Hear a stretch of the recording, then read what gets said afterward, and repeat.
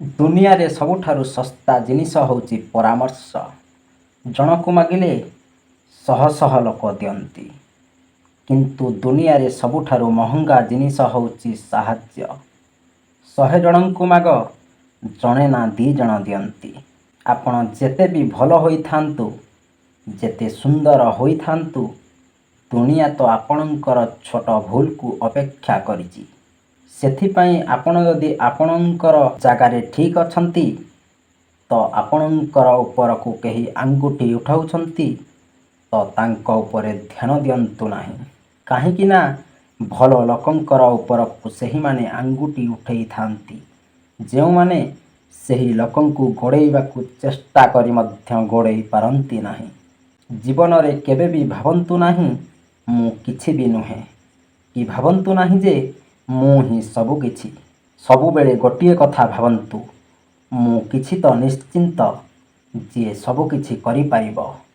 ଆମ ଚ୍ୟାନେଲରେ ଯଦି ନୂଆ ଆସିଛନ୍ତି, ଚ୍ୟାନେଲକୁ ସବସ୍କ୍ରାଇବ୍ କରନ୍ତୁ, ପାଖରେ ଆସୁଥିବା ବେଲ୍ ଆଇକନ୍କୁ ପ୍ରେସ୍ କରନ୍ତୁ ଏମିତି ନୂଆ ନୂଆ ଭିଡ଼ିଓ ଦେଖିବା ପାଇଁ। ଯେବେ ଲୋକ ଆପଣଙ୍କୁ ପଚାରନ୍ତି ଆପଣ କ'ଣ କରନ୍ତି, ତ ବୁଝିଯାଆନ୍ତୁ ହିସାବ କରାଯାଉଛି ଆପଣଙ୍କୁ କେତେ ଇଜ୍ଜତ ଦିଆଯିବ ଆଉ କେତେ ସମୟ ଦିଆଯିବ। ଜୀବନରେ ମୂଲ୍ୟବାନ ଜିନିଷ ହେଉଛି ସମୟ। ଗୋଟିଏ ବର୍ଷର ମୂଲ୍ୟ ତାକୁ ପଚାର ଯିଏ ଫେଲ୍ ହୋଇଛନ୍ତି। ଗୋଟିଏ ମାସର ମୂଲ୍ୟ ତାକୁ ପଚାର ଯିଏ ପରିଶ୍ରମ କରି ତା ଦରମା ପାଇନି। ଗୋଟିଏ ସପ୍ତାହର ମୂଲ୍ୟ ତାକୁ ପଚାର ଯିଏ ହସ୍ପିଟାଲରେ ଗୋଟିଏ ସପ୍ତାହ ରହିଛନ୍ତି। ଗୋଟିଏ ଦିନର ମୂଲ୍ୟ ତାକୁ ପଚାର ଯିଏ ଗୋଟିଏ ଦିନ ନ ଖାଇ ଭୋକରେ ଅଛନ୍ତି। ଆଉ ଗୋଟିଏ ଘଣ୍ଟାର ମୂଲ୍ୟ ତାକୁ ପଚାର ଯିଏ ଅନ୍ୟ କାହାକୁ ଜଙ୍ଗଲ ବାଟରେ ଗୋଟିଏ ଘଣ୍ଟା ଅପେକ୍ଷା କରିଛନ୍ତି। ଗୋଟିଏ ମିନିଟର ମୂଲ୍ୟ ତାକୁ ପଚାର ଯିଏ ଗୋଟିଏ ମିନିଟ୍ ଲେଟ୍ ପାଇଁ ଟ୍ରେନ୍ ମିସ୍ କରିଛନ୍ତି।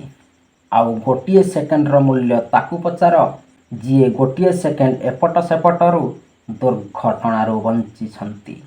ଯଦି କୁହୁଡ଼ିରେ ଆଗକୁ ଭଲରେ ଦେଖାଯାଉନି, ତ ଦୂରକୁ ଦେଖିବା ଜରୁରୀ ନୁହେଁ। ଧୀରେ ଧୀରେ ଆଗକୁ ଆଗେଇ ଚାଲ, ରାସ୍ତା ଆଗକୁ ନିଶ୍ଚିନ୍ତ ମିଳିବ। ଆପଣ ଯାହା ଚାହୁଁଛନ୍ତି ଯଦି ପାଇନାହାନ୍ତି, ତେବେ ମନ ଦୁଃଖ କରନ୍ତୁ ନାହିଁ। କାହିଁକି ନା ଭଗବାନ ଆପଣଙ୍କୁ ସନ୍ତୁଷ୍ଟ କରିଥିବା ଜିନିଷ ଦିଅନ୍ତି ନାହିଁ, କିନ୍ତୁ ଆପଣଙ୍କର ପାଇଁ ଯାହା ଭଲ ତାହା ହିଁ ଦିଅନ୍ତି। ସବୁବେଳେ ଗୋଟିଏ କଥା ମନେ ରଖନ୍ତୁ, ଶୀଘ୍ର ମିଳିଯିବା ଜିନିଷ ଅଧିକ ଦିନ ରହିନଥାଏ, ଆଉ ଅଧିକ ଦିନ ରହିଥିବା ଜିନିଷ କେବେ ଶୀଘ୍ର ମିଳିନଥାଏ। ବାରମ୍ବାର ହାରିଲେ ବି ମନ ଦୁଃଖ କରନ୍ତୁ ନାହିଁ, କାହିଁକି ନା ମେଞ୍ଚାଏ ଚାବି ମଧ୍ୟରୁ ଲାଷ୍ଟ ଚାବିରେ ହିଁ ତାଲା ଖୋଲିଥାଏ। ଲୋକ କୁହନ୍ତି ଇଏ ଏକୁଟିଆ କ'ଣ କରିପାରିବ। ଆପଣମାନେ ଦେଖନ୍ତୁ, ସୂର୍ଯ୍ୟ ଆଉ ଚନ୍ଦ୍ରକୁ ଏକୁଟିଆ ହିଁ ଆଲୋକ କରିଦିଅନ୍ତି। ସେଇ ସମୟକୁ ଅପେକ୍ଷା କରିବା ଦରକାର, ଆଉ ସମୟକୁ ଦେଖି କାମ କରିବା ଦରକାର। ଯେମିତିକି ଗୋଟିଏ ଗଛକୁ ଯେତେ ଅଧିକ ପାଣି ଦେଇ ଯେତେ ଯତ୍ନ କଲେ ବି ତା ସମୟ ନ ଆସିଲେ ସେ କେବେ ବି ଫୁଲ ଫଳ ଦେଇନଥାଏ। ସେଥିପାଇଁ ସବୁବେଳେ ସମୟକୁ ଅପେକ୍ଷା କରନ୍ତୁ। ଭିଡ଼ିଓଟି ଭଲ ଲାଗିଲେ ଲାଇକ୍, ସେୟାର ଏବଂ ସବସ୍କ୍ରାଇବ୍ କରନ୍ତୁ। ଆଜି ପାଇଁ ରହୁଛି।